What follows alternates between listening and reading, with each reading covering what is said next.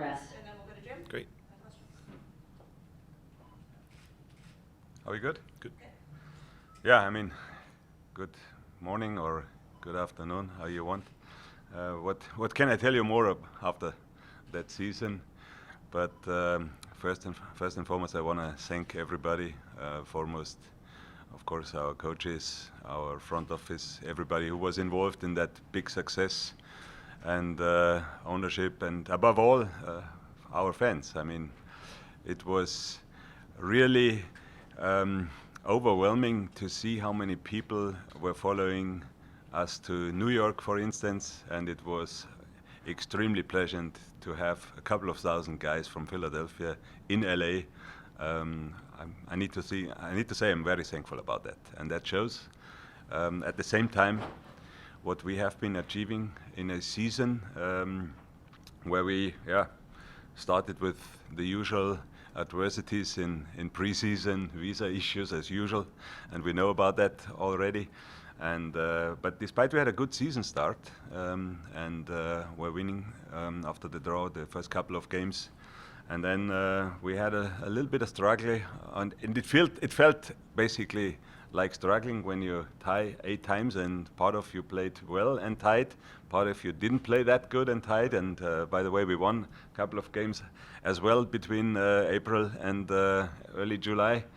But what we showed afterwards was, I would say, outstanding. It was fantastic games in front of a fantastic crowd. In particular, our home games with wins with more than 5 goals difference.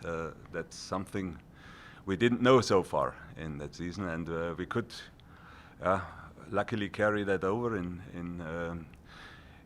our playoffs and win both home games. And we you know all how it ended then, and we got already a little bit the smell of how it feels when you're winning an MLS Cup, but it should not have been the case, and we were highly unlucky.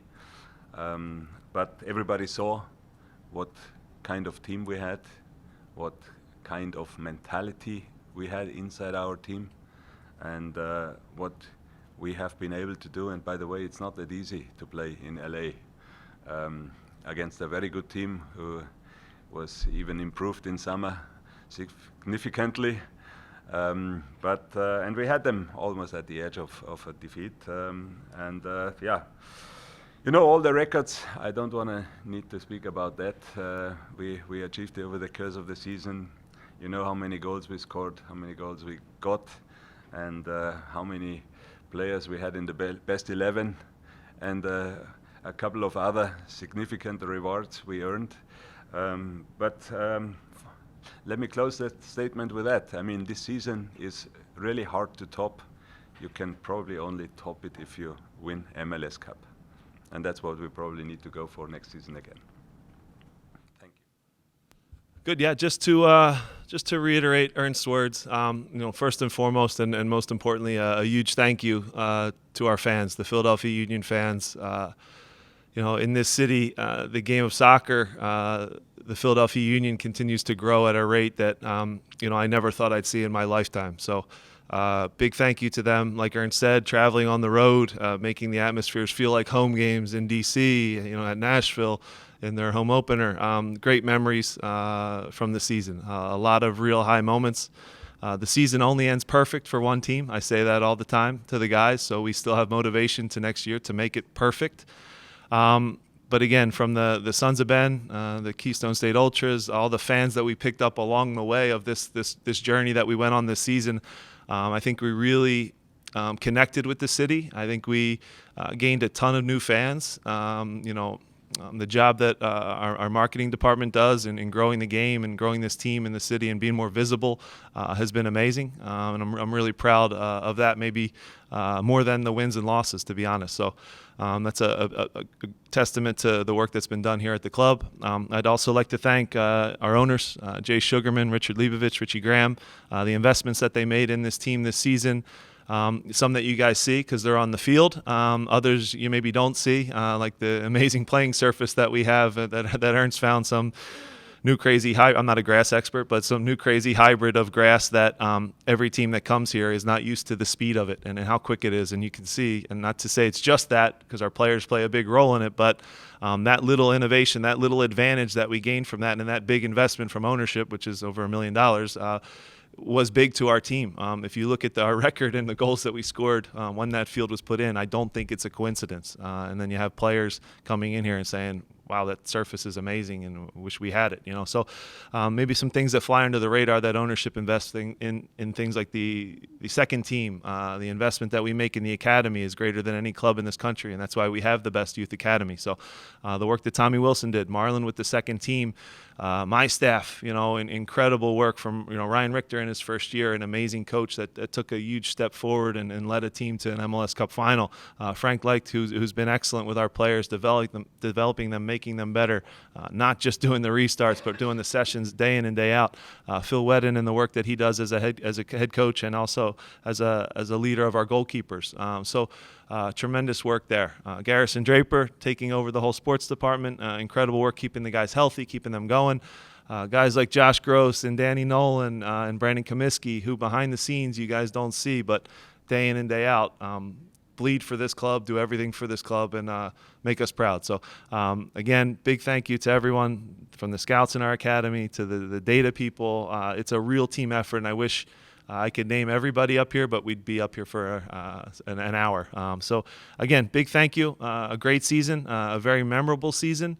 And again, I do believe this club takes steps every year, and it's almost destiny now that we have a chip on our shoulder and we push for that final goal next year. I think we won our first trophy with the Supporters Shield. We had the setback of a heartbreaking loss in the Eastern Conference Final with COVID. We had the thrill of a win in an Eastern Conference Final.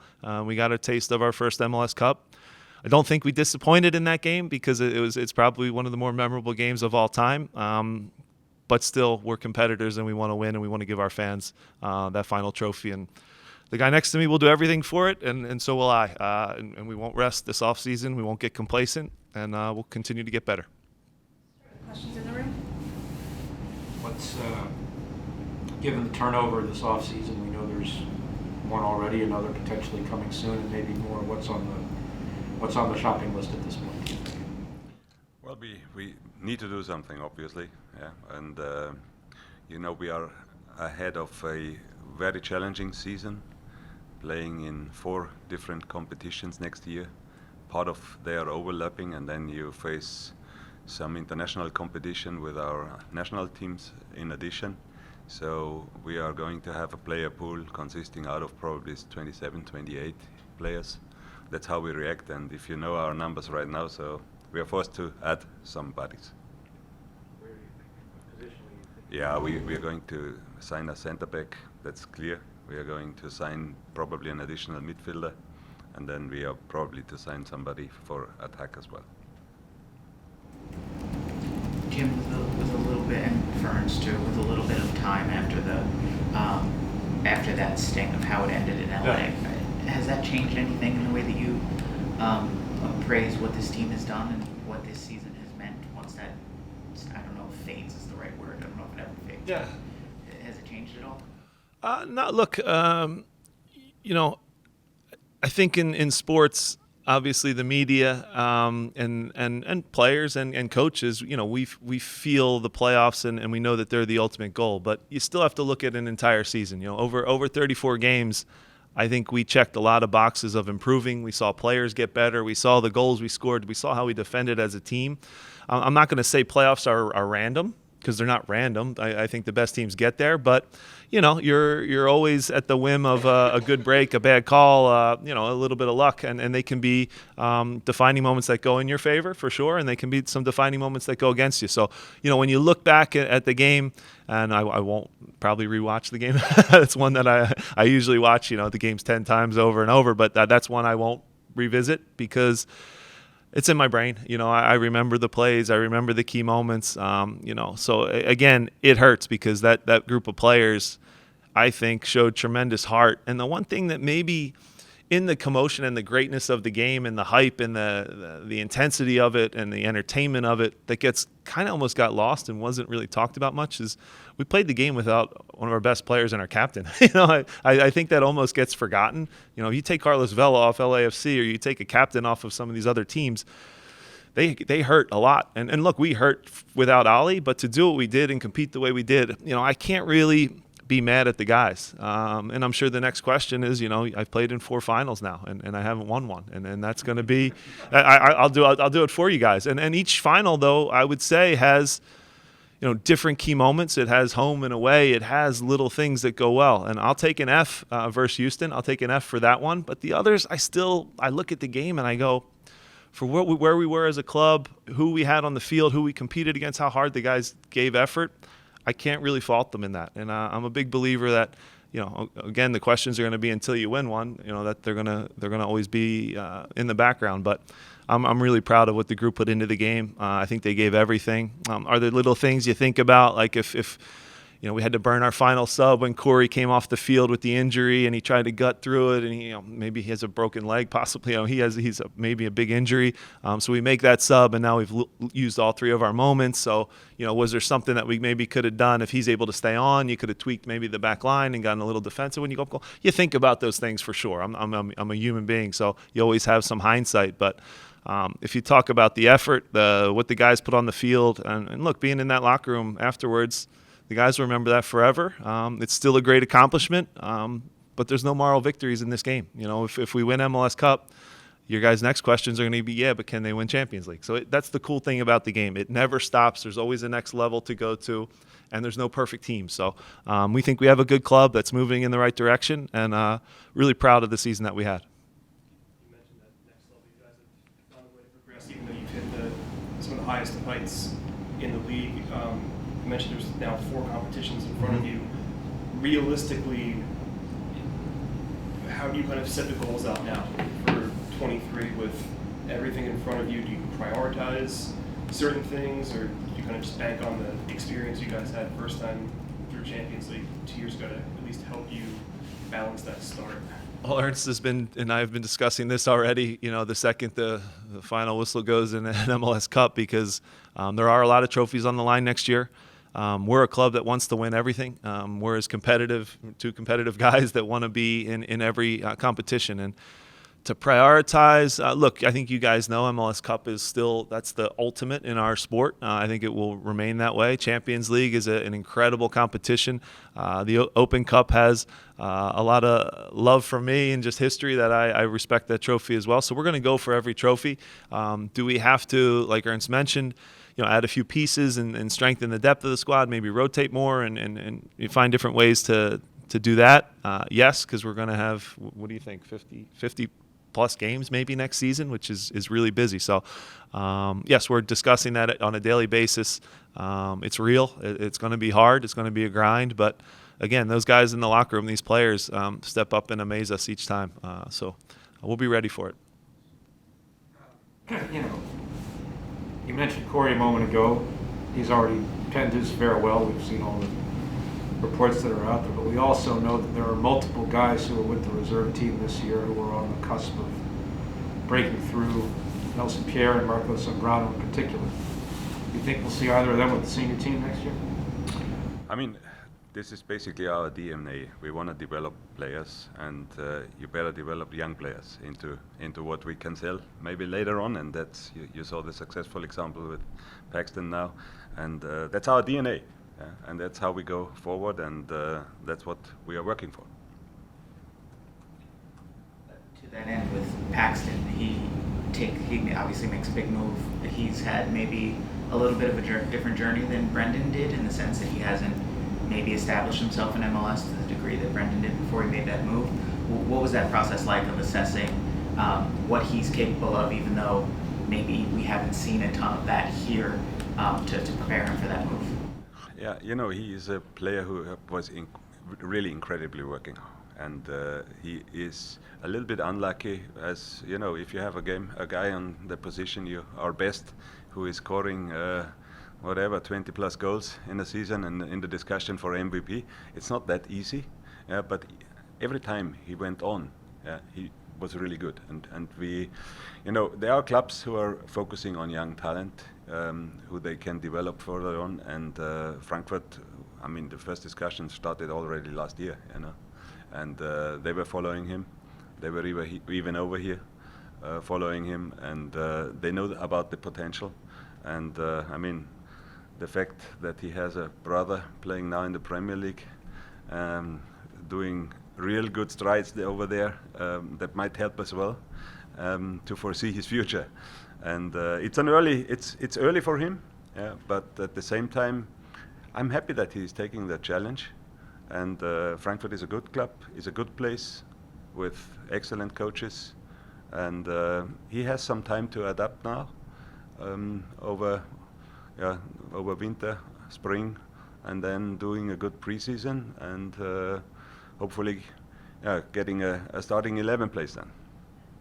Yeah, and look, Ernst is too humbled to say this, but I'll add, we've reached a point now where, I think the environment that Ernst has created here and developed, and his connections overseas obviously play a big role, but big clubs are camping up to watch us train now, to watch us practice, and they're pointing and they're saying, this kid's good, I like that one, I like this one, and this is, it's almost, it's two things. It's great for the U.S., but it's also, a message for everybody in youth development to believe in young American kids, because we have good players, and Paxton's an example. So is Mark, and so is Brendan, and the list grows. Austin Trusty now doing well overseas. So there's good players here. I think Europe is getting wiser to that, and literally, Paxton had some games for sure, and he deserves everything he got, but they can see the talent in a training session now, and I'll just say there's not going to be less of them coming over here to watch. So we have to it's twofold: guard our assets for sure, develop young players, and sometimes it's create a good environment like we've created here, and maybe get the hell out of the way and let the kids go, because there's that much talent here, and we believe in them, and we'll continue to believe in young players. And on Paxton specifically, I know there's no loan back in the original deal, but I take it the door would ever be open if something doesn't go right with Frankfurt to come back. Is that something that's been discussed at all, or is that? Listen, we are always in good discussions with them, and out of my contacts over to coaching staff and everybody there, I always can discuss that. Yeah, but we don't think about things like that. He should now more or less do his integration over there, try to get as much playing time as possible. I mean, they have also a situation where they are still in the Cup, they are still in the Champions League. They have almost 20 league games left, so it's gonna be busy. Yeah, and their roster is not that big that he would not have a chance on an offensive position. Yeah, so I think it's a good move for him and for Philadelphia hopefully as well. On the topic of some of the other young guys that are still here, Jack, you've played, you've Brendan, who make that next step, you hope, next year. With Quinn specifically, how do you kind of find that spot? Because Daniel's playing so well at 10, you have Ale and Leon on the sides, and Jack's playing, at least fills that part of the depth chart too. What do you find, or how do you kind of find time for Quinn, and then with Brendan at center back? I know you said you mentioned going after another center back for depth, but how do you kind of integrate those two guys more into the 11 as the season goes on, kind of like Jack this year? Yeah, look, Quinn first, in a way, obviously everyone judges things based on minutes played, right? But I still think he took a huge step in his development. You watch him train, he's the first guy in, he works so hard in the weight room, he's doing everything that we ask of him, and we have to find ways, and I have to find ways to get him on the field more. His best qualities are closer to the goal, I think. He's probably strikes the ball as well as anyone on our team. He finishes plays off in training consistently. So we have to find a way to be creative in getting him closer to goal in certain ways. And that might mean, and we've discussed this, Ernst and I, that having a little more tactical flexibility and playing maybe a 3-5-2 or a 3-4-3, whatever you want to call it, to get guys on the field that suit them. And that kind of leads into Jack McGlynn as well. He's a guy that, is he perfect for the left side of the diamond? it's probably, and he would tell you, that's not his perfect position. He does a damn good job at it, but him going out to the sidelines to defend in space is not something he enjoys. You know what I mean? That's not playing to his skill set. His skill set is to get on the ball, to break lines and different things. So that would require also maybe playing with 2 6s and having him get on the ball a little more and being a little more tactically flexible there. So those are 2 top talents. I think 2 guys that are going to be the next to go to Europe and play. Craig is another one who would benefit from maybe a 3-back system and getting more minutes, because sometimes the guys in front of you are just damn good, and that happens in soccer. It's happened to Matt Real at left back. Jose's done a great job at the 6. You have center backs that are playing well that take up a lot of the minutes. So maybe that tactical flexibility is what gets guys more minutes and gets them going, and maybe even is better for them on the field, if that makes any sense to you guys. Where do you figure out his playing time in that, and making sure that he's not overworking himself and getting hurt again, but also contributing at the right times, the right games? Yeah, I think, look, we're going to have 55 games next year. So to ask anyone to play every minute is going to be almost impossible. Again, we do a great job keeping our guys fit and on the field, but that's a big ask. And it's look, they do that in Europe for sure, but they don't have the heat, the travel, the different things that we have. So it's going to add up, and it's going to be quite a load. So with Ali, I know how he's going to approach the offseason. He's going to come in and he'll be sharp, he'll be fit, and he's going to still play his minutes, and he's going to be a top player for us. I don't expect anything less, but are there going to be certain moments where it goes Saturday, Wednesday, Saturday, LA to in Miami to then back to Seattle? That's going to happen for sure at some point, and we're going to have to really think about not just the older guys, but all the guys, because you need freshness on the field to play how we'd like to play. So it's not just a one guy thing, you know what I mean? So, and again, Ali has a way of getting fit and staying healthy. This last little injury is probably the first real muscle injury he's had in his career. So we have to be smart, but also he's one of the least guys I worry about. Just a moment ago, and I'll ask you too, are there guys on you two who you're looking at who you think are ready for the jump? Yeah, look, the jump is big. Like, let's be honest, the jump is a big jump. But I think we have guys that have trained with us, and we'll take a big group down to Clearwater this preseason, and the players that attack the offseason the right way and come in fit, and this is always the case. There's certain ones come in fit and ready and impress. There's going to be, I hate saying it, but there's going to be some that come in out of shape and let themselves down and let the team down. And they can get left in the dust, and it can happen quick. So those guys will get a chance to show. And yes, they're just preseason games, but for us, the way we look at it, they're competing for jobs. They're competing for their livelihood every day. And it sounds cruel, but Ernst's job is to try to find better ones to replace them every minute of every day. And that is something that in pro sports a lot of people don't understand and don't get. It can be really cruel. It can be cutthroat, but that's the way good teams get better. And that's Ernst's job. That's my job each and every day to try to make the team better. And that sounds mean sometimes, and it's harsh to hear, but that's the reality thing. So whoever comes in fit, there's certainly you two guys will be getting chances in preseason with us.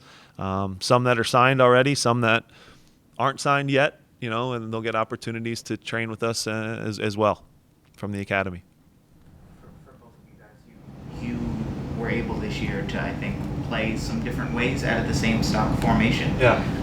How much is staying with that as the default, the plan going forward, and do you see some room to maybe make some of those adjustments? You talked about the 3-back, maybe a 4-2-2-2. Is that kind of on the radar as a next step for what you guys have built with this formation?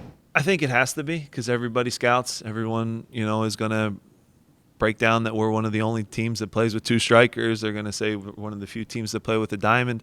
But I've become a big believer in a very smart person has taught me that, whether you play 3 in the back, whether you play 4 in the back, it's that defensive line that dictates what the 6 in front or the 7 in front do. And if you have good principles and your pressing cues are on the same page and you're playing to the opponent's weakness, it's as simple as that. If that back 4 moves together and squeezes space and controls space,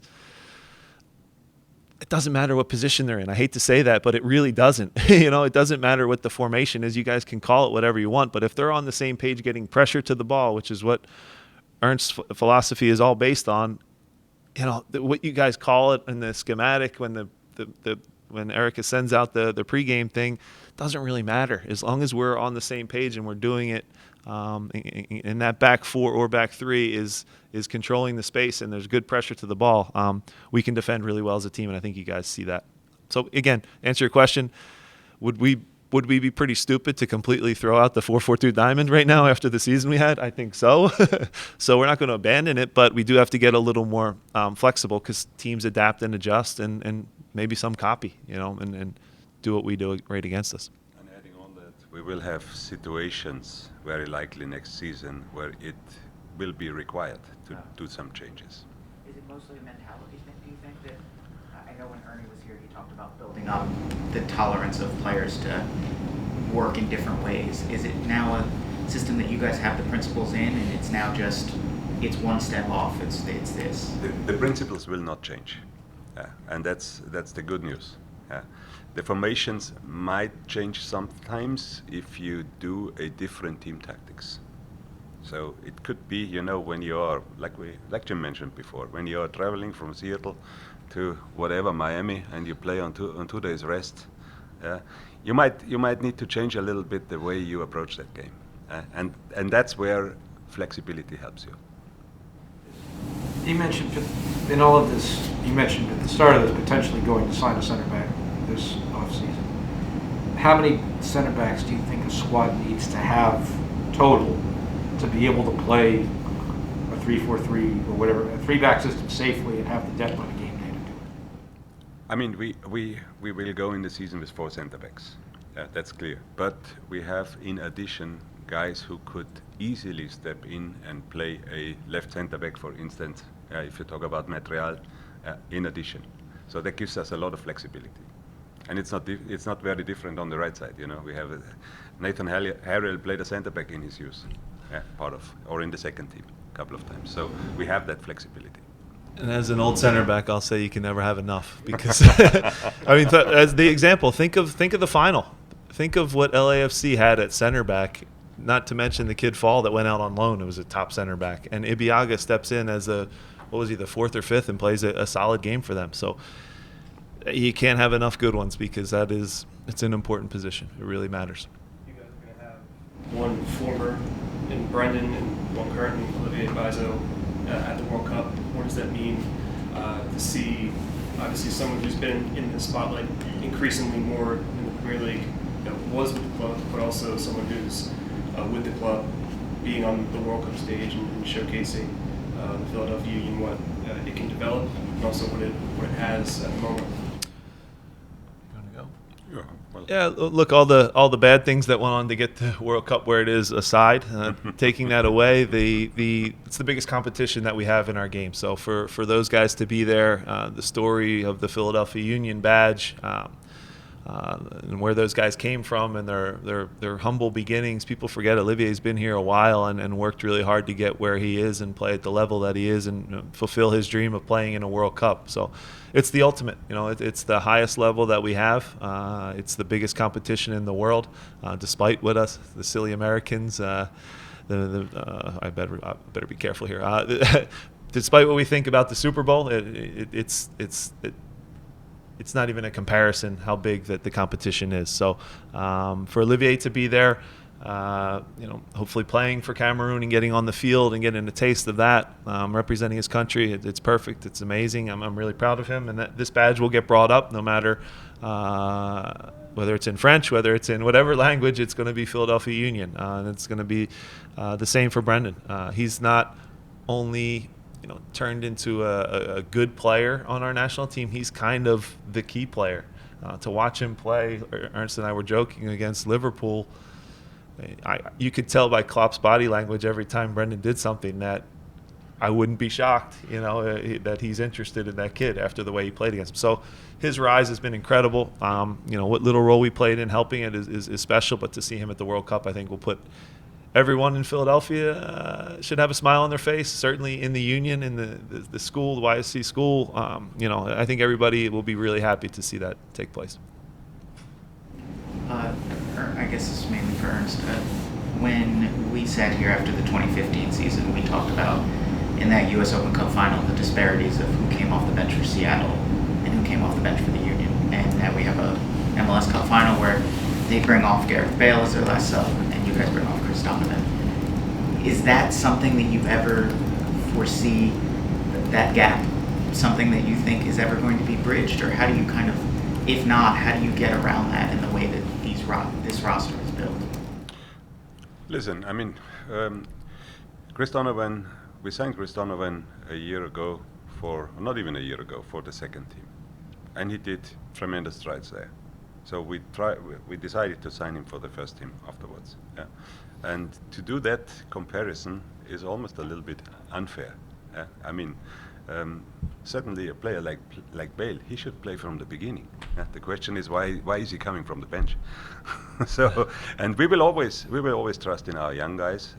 Like I said before, this is player development is our overarching topic. That's our DNA. And once we stop that, we will go down, definitely, because that's exactly what we are doing different. That's where we separate ourselves. And by the way, if you look at the figures, yeah, we saw players over the last couple of seasons for roughly 20 million, a little bit more than 20 million US dollars. And that helps to establish that credo, that philosophy, and the credibility we are having. You guys already signed two guys with an eye on 2023, Richard and Avasa. I know it took a while for them to get here and kind of get integrated, but what do you see with the two of them, because you're going to need a lot of squad depth? How do you see them fitting into the plans in 23? Listen, we signed him clearly for the next season because there was an opportunity that we can get them over. We knew that it will take us quite some time. It took really long with Abasa, and there is something where we need to find out in addition. Yeah. But I tell you, it's unfair to evaluate somebody right now. They need to do a preseason. We talked to them. We gave them the right advice how they should approach that, and they are good boys. That's it, and they will get their chances. And I think that in particular, Richard showed already in these very few games in the second team and against the Mexican team what he's capable to do. Who do you see as being Daniel's backup? Obviously, that going into next year, whether that be a signing or whether that be somebody you already have, because it was Paxton this year in a way, and that specific profile of attacking midfielder who can shoot quite a bit is one where it's a little short right now. Yeah, that's what Jimmy was talking about before. I mean, why shouldn't Quinny be the person who is doing that? There is a little bit of difference in age. He's a year younger than Paxton, but he's a little bit taller instead of that. Huh? In terms of outside backs, it's possible that, obviously we've talked so much about how Kai has attracted attention, Olivier is going to be on a big stage. If you go into next season with Nathan, Anton, and Matt Real as your outside backs, is that sufficient? Does that need a signing if one of those other guys leaves? How do you kind of view that? We will replace positionally if we lose guys. What do you make, Jimmy? The fourth competition is the Leagues Cup. Yeah. What do you make? It's new. I think it'll be exciting. I'm excited for it. I think that, it's no secret that you're trying to tap into the natural rivalries that exist between the U.S. and Liga MX. That's natural. It's a league I like a lot, a league I like to watch, and to compete against them will be fun. If the Union plays against Tijuana or whoever it is, I think that's an exciting thing for our fans. I think it's cool. I think it's an opportunity for us to show that we have a really strong league, a league that has gotten better incrementally each year. And I think all rivalries are healthy, and I think you're trying to create that. I think there's probably, obviously, marketing and off-the-field things and a package I'm sure Apple will put together, like all these things play into it as well. And I see the financial side, and I think it's going to be a great competition, a healthy one that only grows the game. Will it be demanding on the players? No question about it. It's a lot. But I like that we try new things as a league to grow and get better rather than getting just complacent. Yeah, I've been around the league for a long time when there was only 10 teams, and to see it now heading towards 30 is something that's special. And I think along that way, you have to try new competitions to grab new fans and tap into different markets. And I think this is a healthy way to try and do that. When does the prep for Alianza start? Already started, yeah. We have some good tape on their games. They have a good team, good players. For those that have never gone down to El Salvador, that is no easy task. The fire alarms will be pulled at 2 in the morning, and they'll be surrounding the bus, and a lot of fireworks will be going off. So they have passionate fans, great team, great history, and they'll want to beat us. There's no question about it, because again, MLS is also an attractive league for these teams in these countries. The guys that play in those games now want to be in MLS, and that's certainly a battle cry that we'll use in the locker room. These guys want your jobs. They want to be playing here in this league now, and that's a really hard thing for our kids sometimes to wrap their head around, that we have it good here, and they want it. And so that's something that we'll use as motivation, but that will be a really tough task. There's no easy games in the Champions League. They're a great club with a really storied history, and yeah, I expect a really tough competition. Any other questions in the room? All right, I think we have time for one on Zoom, and then we will wrap it up for the season. We're going to go to Tom Bogart on Zoom. Thanks for taking the time, guys. Sorry, a little technical difficulty there. Took a second.